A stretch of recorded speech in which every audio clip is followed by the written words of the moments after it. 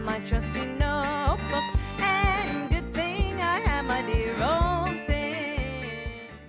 It can be frustrating to think these two problems coexist in our community: food scarcity and food waste. Food Connection is an Asheville nonprofit addressing both ends of it.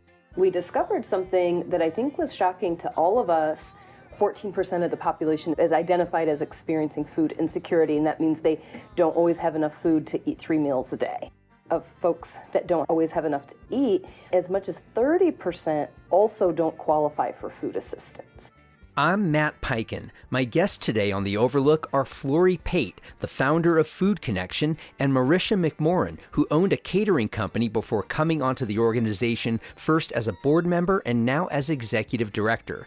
They call their work Food Rescue, delivering prepared foods to residential centers and individual homes. We talk about the seeds and details of that work, their creative pivot during the pandemic, and how even amid tangible success, they believe Food Connection is always in a struggle to meet the community's growing needs. We'll get to my conversation in just a moment, but I first want you to meet Jennifer Goodyear of Davidia Realty. You can't have a better advocate when you're house hunting, and I can tell you this because Jennifer stuck with me for the 5 months it took to find my Asheville house 4 years ago. Jennifer is known to go the extra mile and the extra crawl space to save her clients time and money. I go through a house with an inspector's eye. I crawl into the crawl space. I look at things that are going to show up on a home inspection that might be big issues, and having that upfront knowledge of what you're getting into really helps you understand what might be negotiable, what might not be negotiable during the transaction. What I tell my clients is I wouldn't put you in a home that I wouldn't buy myself.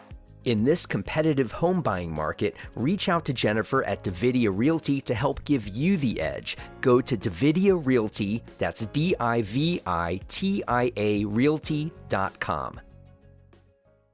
I started my conversation by asking Flori Pate about the kernel of her awareness that led to Food Connection. My husband and I started a company here in Asheville called Dig Local, that is an app and website that supports local businesses.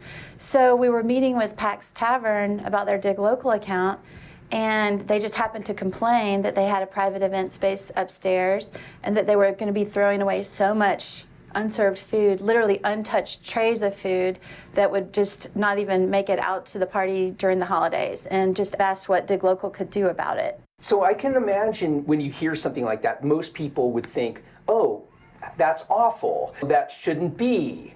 It's another to do something about it, let alone have something that's going to then define your life at least 10 years forward. So when you heard that information, did you think right away, I want to do something about this? Or did the notion of doing something about it just happen to you? That's interesting. No one had ever voiced anything like this to me before, and we had literally just launched our business maybe 10 months prior, and we were struggling just to put food on our own table. But the question, I couldn't get it out of my brain, like knowing that the rate of food insecurity in the Asheville area is staggering, and that the same food that people travel from faraway places to enjoy and eat was ending up in the trash without ever even making it to someone's plate, made no sense. So we were working out of our home at the time, and we drove up Merriman Avenue past my church, Grace Covenant Presbyterian Church. You might know it as the church beside the McDonald's with a huge community garden. And I called my friend who manages the garden, and I just said, there's this strange problem happening, and I have a feeling that Pax isn't the only place where food is being discarded. And so we met, and we hatched a plan. It was literally maybe 3 meetings. We didn't get a big committee involved. We're just like, this is a ridiculous problem. We're going to do something about it. We looped in Woody McKee from AVL Ride to help with food deliveries. And then fast forward, we've since delivered over 500,000 meals, and we've kept over 205 tons of fresh food out of the Buncombe County landfill. Tell me about the variety of sources where your food comes from. At first, the genesis, or at least the start, was restaurants that deal with a lot of food, prepared food. Not the individual places, but what are the types of sources where your food comes from? So because of Dig Local and the relationships we have with all of the restaurant owners, I was thinking that would be floodgates of food. But when I approached the restaurants and said, it's really a quantity to feed 18 to 20 people or more, and they looked at me and they said, if we have that much leftover food at the end of the night, we're going to go out of business. So it's really not the restaurants, as you might think. So it is catering, weddings, conferences, retirement centers, and it's people that are serving perhaps a buffet line or a catered event where people are paying $100 a head, and the worst thing that could happen is you run out of food. So people prepare more than they could possibly serve just for that extra protection. What was happening in this realm before the genesis of Food Connection? Was anybody addressing food waste? And if not, were there models elsewhere? Or did you just feel it through one conversation at a time?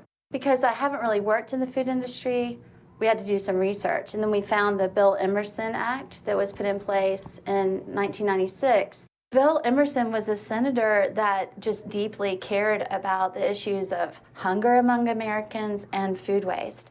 The original one says basically if you're operating in good faith, the food you're donating is safe, then it frees you of liability if it's donated to a nonprofit. So you mentioned the Bill Emerson Food Donation Act. Yes. Was there a general belief among the sources of this food waste, if this food isn't used, it has to go to waste? Yeah, Marisha, explain this. Yeah, so I met Flori because I was at the time operations manager for Celine & Company Catering, who was a big event production catering company in Asheville, and we would always share leftover food with the staff, and then we would throw the rest away. And I, contrary to Flori, have a lifelong background in history in food service and grew up in a family restaurant, and then in Asheville, between my professional career spouts, like most professionals, worked in and out of the food service industry as well. So when I got that call from Flori, I think it was the second call after Peck's Tavern, and she called to talk about Dig Local. Do you ever have food that's left over? And we said we do, and she said if you had a way to donate it to folks in need, would you do it? And it was just like a light bulb and this game changer. And she told us about the Bill Emerson Good Samaritan Food Donation Act and liability protection, which was the only hesitation to ever do that. It's just a misconception. Or a lack of education, and so we came on as the second food donor partner at the very beginning of 2015. The exciting thing that has just passed as of January 5th of this year is the Food Donation Improvement Act, which a group of us from Food Connection actually went to D.C. in July and lobbied for this. And it's a game changer because despite the Bill Emerson law that's been in place for a few decades, some people still wouldn't donate because what does it mean, good faith? And what exactly can I donate as a big corporation? Even the Super Bowl a few nights ago, they ran with the Food Donation Improvement Act and donated just tons, literal tons and tons of food. Now, you said this new version of the act is a game changer. Yes. What's new about this new version, Marisha? Yeah, so the Food Donation Improvement Act is doing a couple of things.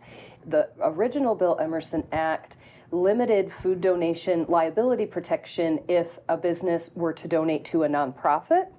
Now, the Food Donation Improvement Act will allow for businesses to directly donate to individuals, which is great.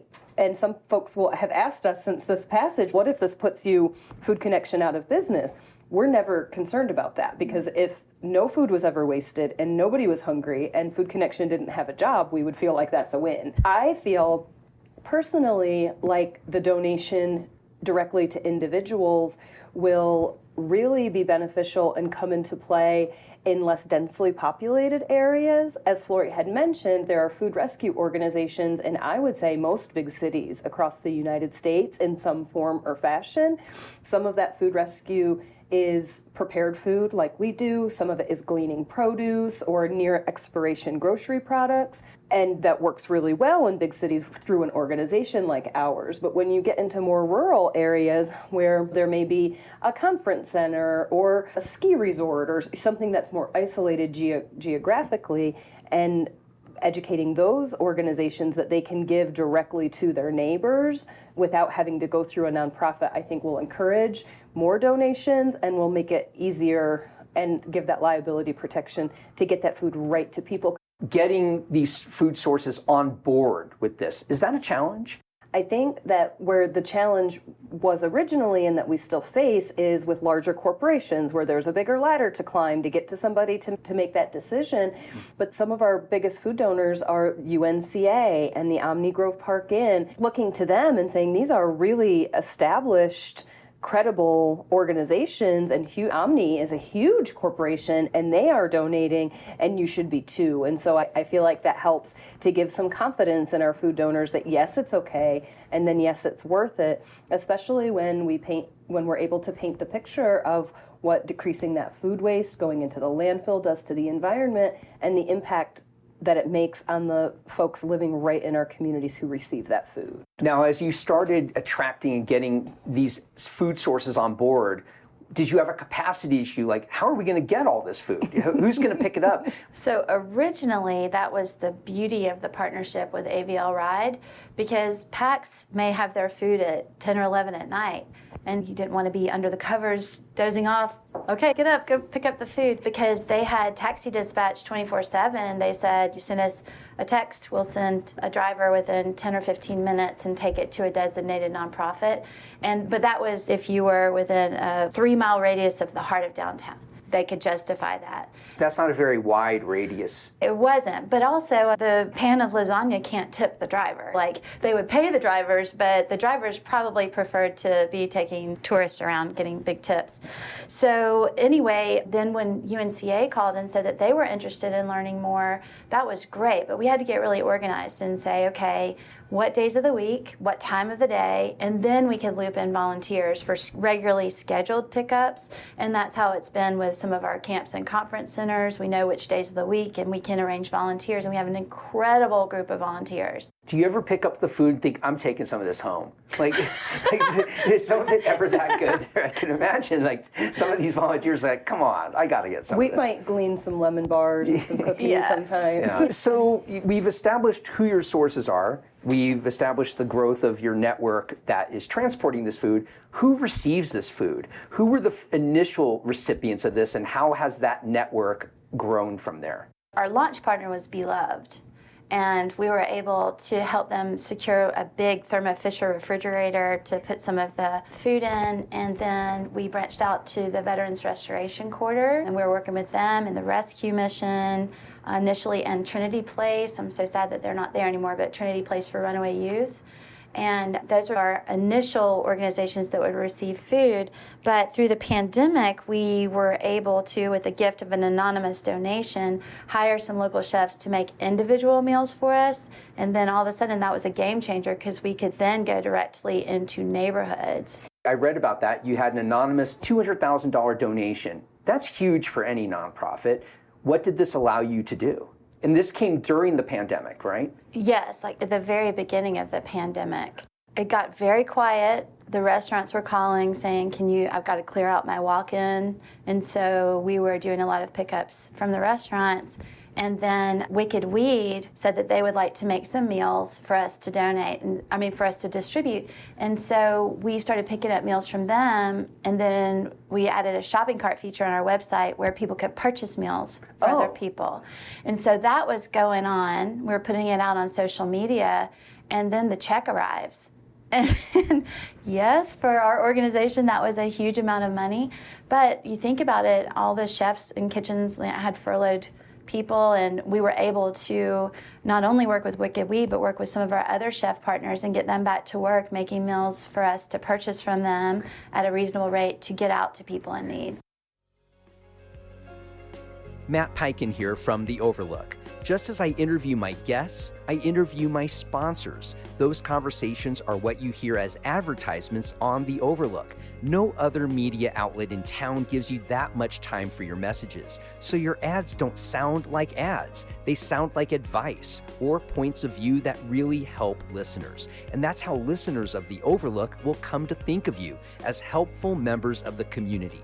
Become a sponsor of The Overlook. Email me at matt@podavl.com.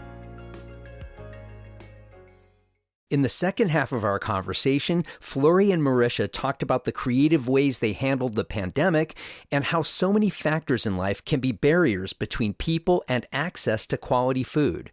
You mentioned equity in your work, and an effort to serve and work with people of color was part of it, and I took the name of Chef Clarence Robinson. Tell listeners who Chef Robinson is. So Chef Clarence Robinson is an African-American, very talented chef. His food is delicious if you haven't had it. He has his own Hopefully it's delicious if you have had it. Oh yeah, no, if you have had it. Chef Clarence Robinson is an amazingly talented chef, and he has his own food truck called Cooking with Comedy Catering and Soul on the Road. And so he does all sorts of catered events and everything. So we were lucky enough to be able to hire him during the pandemic to make some of our chef meals, and people went crazy over them. They're so good. So this is what's very cool about the $200,000. So he was renting a commissary kitchen off Sweeten Creek Road, and then we were able to purchase his meals, and he was able to save up enough money with that donation and then some other jobs to purchase his food truck. Wow. And so that was really something that we were so grateful to be a small part of. Talk about that a little bit, because that seems a little bit of not a detour from your mission, but certainly, I guess, an extension from your mission initially of rescued food. This seems like working with chefs is they are preparing meals for you. Talk about the unique purpose of that realm of what Food Connection does. That was, and this word is so overused since the pandemic, but that was our pivot.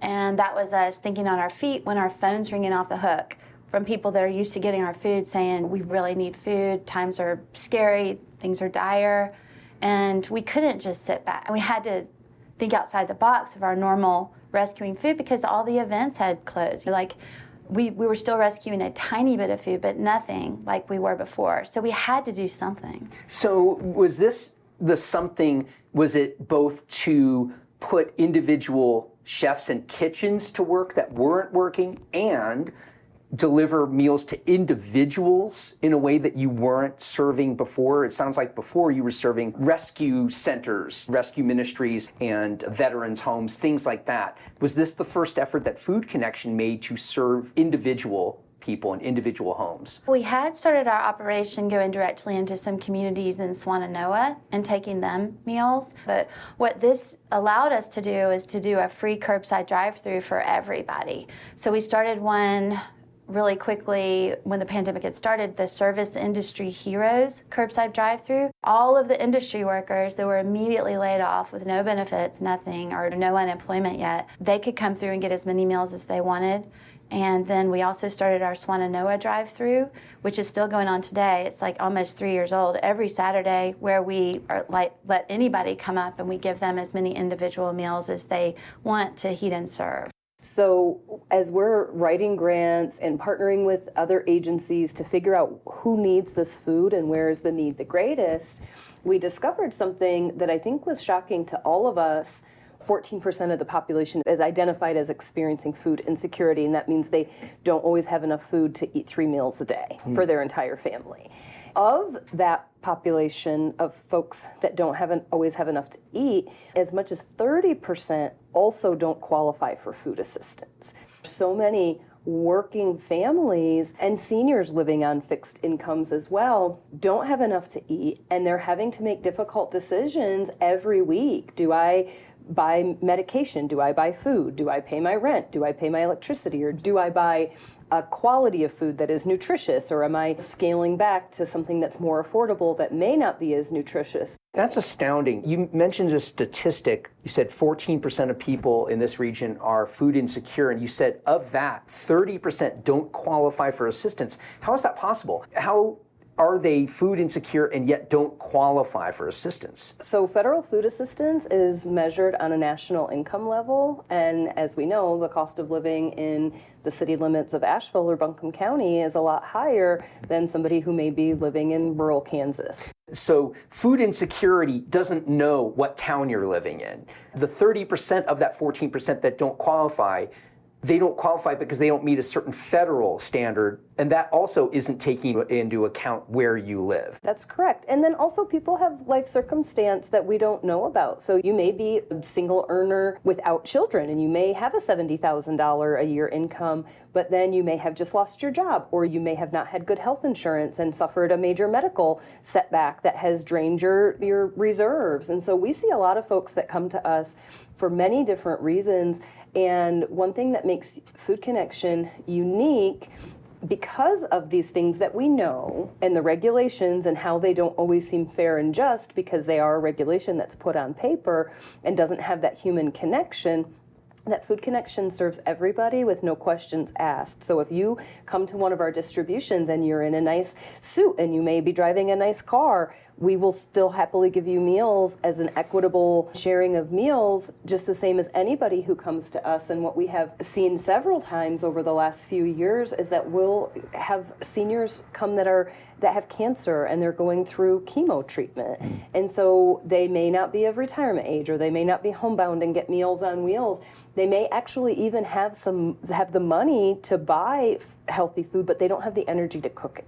You mentioned that there are sources of both food waste and people who need food who aren't getting it. Are there certain populations of need that you have either yet to serve or want to do more of? Is that you're looking forward in that way? Yeah, absolutely. There is no shortage of need in Western North Carolina. And as I had mentioned before, especially as you get into less densely populated rural areas where there are food deserts. In downtown Asheville, on a given day, if you need a meal, the likelihood is that you can find a meal. That there are agency partners, the Western North Carolina Rescue Mission, the Haywood Street Respite, the Salvation Army, in Kenilworth is Loving Food Resources. Open Door. The Open Door, the Church of the Advocate. So there are several places to access food. But if you live out in the hollers and Sandy Mush and you're stretching your food dollars and your gas dollars, you may not be able to make that trip to drive into where Manna is handing out food boxes, or you may be able to make that trip once every few weeks.